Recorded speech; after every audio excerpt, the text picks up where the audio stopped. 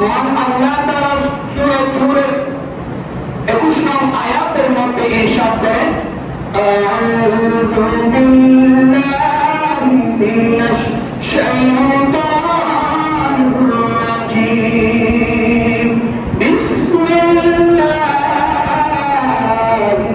রাহমানির রাহিম, ওয়াল্লাযীনা আমানু ওয়াত্তাবা'আতহুম যুররিয়্যাতুহুম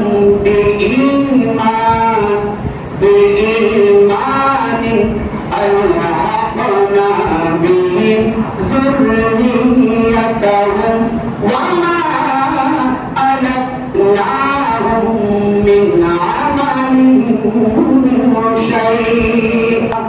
অর্থাৎ মহান আল্লাহ তাআলা এই আয়াতের মধ্যে ইরশাদ করতেন, যারা ঈমান আনে আর তাদের সন্তান সন্ততি ঈমানী অবস্থায় তাদেরকে অনুসরণ করে, তাদের সাথে মিলিত করব তাদের সন্তান সন্ততিকে এবং তাদের কর্মের ফল আমি একটু মাত্র কমাবো না।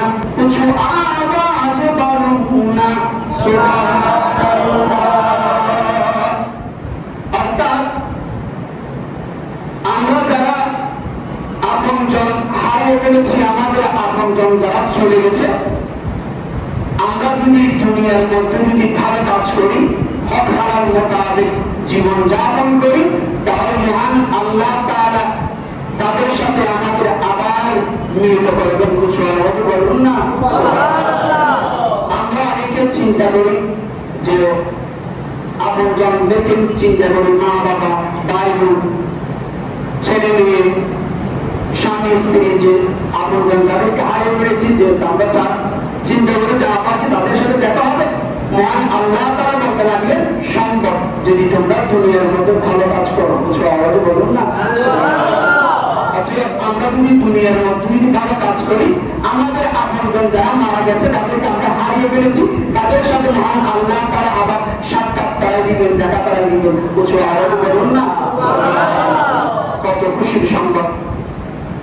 এই দুনিয়াতে যদি আমরা ভালো কাজ করি, তাদেরকে হারিয়ে ফেলেছি, তাদেরকে আমরা আবার কি করবো? পাবো।